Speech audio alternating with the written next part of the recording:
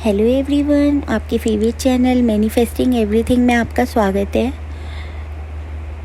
मुझे बहुत सारे जो मेरे क्लाइंट्स हैं वो ये बात बोल रहे हैं और मुझे ऐसा लगता है कि बहुत लोग ये चीज़ फेस करते हैं, तो इस टॉपिक पे बात करनी चाहिए। पहले भी करी है मैंने, लेकिन जो न्यू सब्सक्राइबर्स हैं या जिन्होंने वो वीडियो नहीं देखा, तो मैं दोबारा से इस बारे में आपसे बात कर रही हूँ। बहुत क्लाइंट्स मुझे बोल रहे हैं कि मैम हमारा तो अपनी अफर्मेशंस करने का, विजुअलाइजेशन करने का, इनर कन्वर्सेशंस करने का, कोई भी टेक्निक करने का मन ही नहीं करता। मतलब टाइम ही नहीं है, स्केड्यूल ही ऐसा है, या फिर अगर टाइम भी होता है तो मन नहीं करता, हम पोस्टपोन करते रहते हैं, आज करेंगे कल करेंगे। तो ये क्यों हो रहा है? ये इसलिए नहीं हो रहा कि आप लेज़ी हो या फिर आपके पास टाइम नहीं है। ये इसलिए नहीं हो रहा, ये इसलिए हो रहा है क्योंकि आपका सबकॉन्शियस माइंड आपको ऐसा सोचने पे मजबूर कर रहा है। वो इसलिए क्योंकि सबकॉन्शियस माइंड आपको सेफ़ रखना चाहता है। अब आप कहोगे ऐसे करके वो हमें कैसे सेफ़ रखना चाहता है? वो ऐसे सेफ़ रखना चाहता है क्योंकि आपके जो ओल्ड थॉट्स, पैटर्न्स हैं, ओल्ड स्टोरी है, हर चीज़ को लेकर आपकी ओल्ड अजम्पशंस हैं, वो उसके लिए एक सेफ्टी है। कोई भी नई थिंकिंग, जो न्यू थिंकिंग है, वो उसके लिए पोटेंशियल थ्रेट है। आप सीधा सीधा अपने सबकॉन्शियस माइंड को चैलेंज दे देते हो जब आप अपनी अफर्मेशंस या कोई भी टेक्निक करते हो, और सबकॉन्शियस माइंड उस चैलेंज को हर हाल में जीतना चाहता है क्योंकि वो अपने कंफर्ट जोन से बाहर नहीं आना चाहता।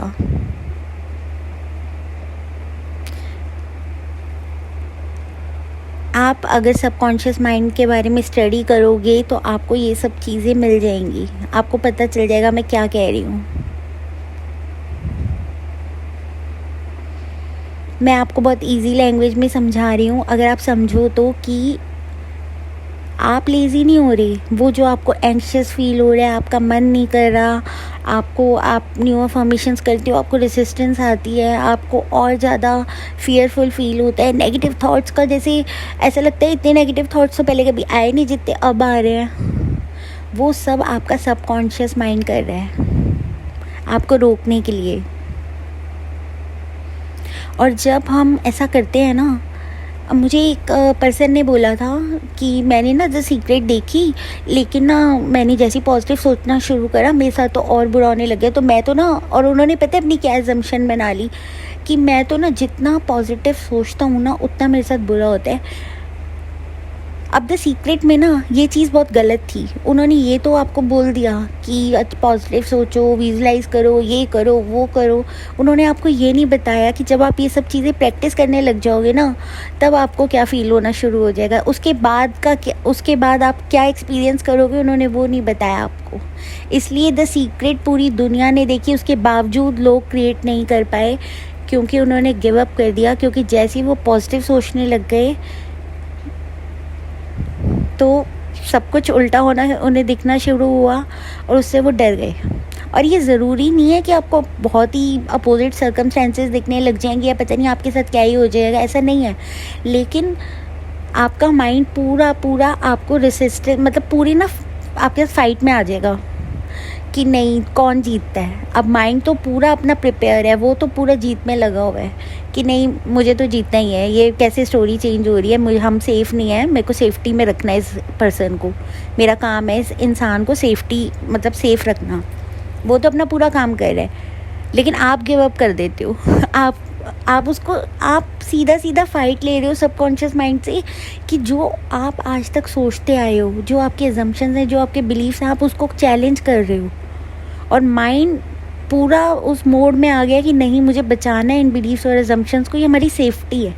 और आप थोड़े दिन करते हो, आप डर जाते हो इस चीज़ से कि नहीं ये तो इतनी रेसिस्टेंस आ रही है, मुझसे नहीं हो रहा। और ये भी आपका कॉन्सेप्ट है, मुझसे नहीं हो रहा, टाइम नहीं मिल रहा। बीके शिवानी को अगर आपने सुना हो, बीके शिवानी हमेशा बोलती हैं कि कभी भी ये वर्ड नहीं बोलो कि मेरे पास टाइम नहीं है। चाहे आपके पास टाइम ना हो तब भी नहीं बोलो मेरे पास बहुत टाइम है। उन्होंने ये बात बहुत क्लियरली बोली थी कि मेरे पास टाइम नहीं है। वो बोलते हैं जो अपनी मतलब डेथ बेड पे होते हैं। उन्होंने बोला हमेशा ये अफर्म करो कि मेरे पास, मैं सारे काम करने के बाद भी मेरे पास बहुत टाइम है।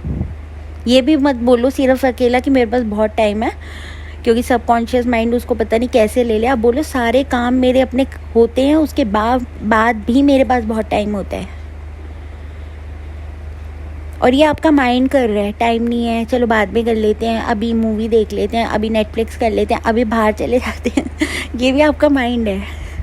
मैं ये नहीं कह रही कि अपनी प्रेजेंट लाइफ को जियो मत, इंजॉय मत करो, ऑफ कोर्स करो, वो तो बहुत ज़रूरी है। लेकिन नर्वस सिस्टम पे काम करना, क्योंकि जब आप अपनी न्यूज़ स्टोरी फीड करोगे अपने सबकॉन्शियस माइंड में, तो आपको नर्वस सिस्टम रेगुलेशन की ज़रूरत पड़ेगी। लोग कहते हैं इस चीज़ को तो ना इग्नोर ही कर देते हैं कि नर्वस सिस्टम का क्या काम है इसमें। अरे बाबा, आप मिजरेबल होके मैनिफेस्ट करोगे, वो सही रहेगा। आपकी बॉडी आपको मतलब पूरी एंग्शियस मोड में रहेगी, तो ये सही रहेगा। काम होके करनी है अफर्मेशन से, ऐसे घबरा कर पूरी लाइफ ऐसे घबरा कर रहना है। Of course nervous system regulation is very important. और जो लोग कहते हैं ना कि नहीं नर्वस सिस्टम कुछ नहीं, आप मैनिफेस्ट करो, तो नर्वस सिस्टम भी बहुत बड़ा रोल प्ले करता है आपकी मैनिफेस्टेशन में। क्योंकि आपकी बॉडी जब तक सिंक में नहीं होगी ना माइंड के साथ, तो आप सक्सेसफुली मैनिफेस्ट कर भी नहीं पाओगे। आपकी एंग्जाइटी आपको हर बार रोक लेगी कि छोड़ो यार, एंग्जाइटी हो रही है, नहीं करते। और इतनी नर्वस सिस्टम को रेगुलेट करने की, वेगस नर्व को पे काम करने की इतनी सारी छोटी छोटी चीज़ें हैं, टेक्निक्स हैं, तरीके हैं, जिससे आपका नर्वस सिस्टम बहुत आसानी से रेगुलेट हो सकता है। डीप ब्रीथिंग तो हम सबको पता ही है, और मैंने बहुत सारी टेक्निक्स बताई भी हैं आपको, और आप YouTube पे देख सकते हो, गूगल कर सकते हो, अब वो आपकी मर्ज़ी है। लेकिन अपने माइंड को जीतने मत दो। वो एक इंस्ट्रूमेंट है आपका माइंड, उसको आप उसके मास्टर बनो, उसके स्लेव मत बनो कि माइंड ने ज़रा सा कोई भी ऐसा नेगेटिव थॉट आ गया और आप इतना डर गए, यार नेगेटिव थॉट आ गया, ये सच तो नहीं है, ये वो आ गया, तो उसको चेंज कर लो। और मैं अपने वीडियोस में तो हमेशा बोलती हूँ, परसों मेरी फ्रेंड ने मुझे बोला कि अगर मम्मी को लेकर मुझे कोई थॉट आता है ना, तो मैं अफर्म करती रहती हूँ उसके अपोजिट, और मैं भूल जाती हूँ कि थॉट क्या था वो। और फिर थोड़े देर बाद मैं अफर्म करना भी बंद कर देती हूँ और मैं बिल्कुल नॉर्मल हो जाती हूँ, मेरे को कोई डर नहीं लगता। तो थॉट आ गया तो उसको चेंज करो। और ये बहुत सिंपल है, रेपिटेशन बहुत रेसिस्टेंस रिलीज़ कर सकती है, लेकिन आपको वर्क करना पड़ेगा। स्टार्टिंग में देखो रेसिस्टेंस आएगी, आप ये मत सोचो कि अब जैसे कई लोग कहते हैं ये अजम्पशन क्यों बनाए रेसिस्टेंस आएगी, तो आप एकदम से क्या बिलीव बना सकते हो कि मैं एकदम से मैनिफेस्ट कर लूँगा? उसमें भी तो टाइम लगेगा ना। बनाओ ये बिलीव कि रेसिस्टेंस नहीं आएगी, बहुत ईजिली मैनिफेस्ट हो जाता है, इसको बनाना शुरू करो बिलीव को। लेकिन जो लोग अभी इस जर्नी में हैं, जिनका ये बिलीफ नहीं है, जिनको रेसिस्टेंस आ रही है, मैं उसके लिए बोल रही हूँ, आप सेकंड स्टेज पे जा ही नहीं पाओगे जब आप एक फर्स्ट स्टेज ही नहीं वो करोगे। रेसिस्टेंस आ रही है, रुक जाओगे बार बार। और ये आपका सेल्फ कॉन्सेप्ट है, हमसे ही नहीं हो रहा, हम नहीं कर सकते, ये विक्टिम माइंडसेट है। और ये और एरियाज़ में भी मैनिफेस्ट होगा। अगर लाइफ के किसी और एरिया में आपको डील करना पड़ा किसी चीज़ से, आप तो नहीं, माइंड तो फिर प्रोग्राम है कि हमसे तो होता ही नहीं, हम तो कर ही नहीं सकते, पहले ही हार मान जाओगे। माइंड आपको करने ही नहीं देगा, वो चीज़ ट्राई ही नहीं करने देगा, उसको सेल्फ सैबोटाज करना कहते हैं। तो जो लोग भी कहते हैं ना हो नहीं रहा, कर नहीं पा रहे, मन नहीं कर रहा, ये वो, तो फिर मन नहीं कर रहा तो फिर आप ये मीडियोकर लाइफ तो लीड कर ही रहे हो, आप करते रहो, उसमें कोई प्रॉब्लम नहीं है। लेकिन अगर आपको अपनी डिज़ायर्ड रियलिटी चाहिए, तो आपको अपनी जो सोच है उसको डिफरेंट करना पड़ेगा, अपने सबकॉन्शियस माइंड से ज़्यादा स्ट्रॉन्ग होना पड़ेगा, अपने सबकॉन्शियस माइंड को टफ फाइट देनी पड़ेगी, और उसको बताना पड़ेगा कि हम मास्टर हैं, आप स्लेव हो। ये नहीं कि आप मास्टर और हम स्लेव हैं। जितना वो ओल्ड स्टोरी में आपको रखना चाहता है, उतना ही आप न्यू स्टोरी में वापस आओ।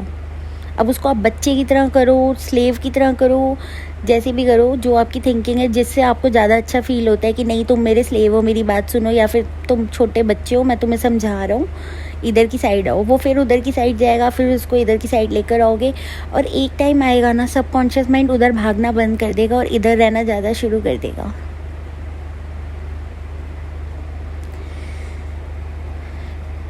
दो रूम्स हैं, ठीक है। एक रूम में आपकी जो एसपी है उनका करंट वर्जन है, एक रूम में आपके एसपी का डिज़ायर्ड वर्जन है। आप किस रूम में घुस रहे हो? आप उस रूम में घुस रहे हो जिसमें उनका करंट वर्जन है। आप अपने थॉट से उसी रूम में जा रहे हो। आप उस रूम में क्यों नहीं जा रहे जिसमें उसका डिज़ायर्ड वर्जन है, और जिसमें आपका डिज़ायर्ड वो वर्जन है जिसके पास ऑलरेडी उसके एसपी हैं।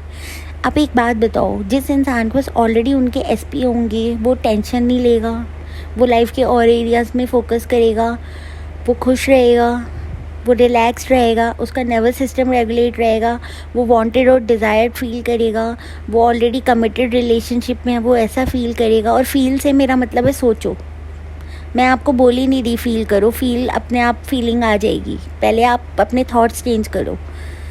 मैम फीलिंग कैसे आएगी, फीलिंग ही नहीं आ रही। आप फीलिंग को बोल ही नहीं रहे आपको फील करने के लिए, आपको सिर्फ बोल रहे हैं अपने थॉट्स चेंज करो। और वो बहुत मुश्किल नहीं है, बहुत इजी है। अगर आपने अपने माइंड को थोड़े दिन डिसिप्लिन में रखा तो आ जाएगा आपको, क्योंकि हम ऑटो पायलट पे रखते हैं ना, इसलिए हमें लग रहा है वो। अगर हम डिसिप्लिन में रखना शुरू कर देंगे ना, हमें बहुत अच्छा लगने लग जाएगा। आपको ऐसा लगेगा कि हर चीज़ ना आपके कंट्रोल में है।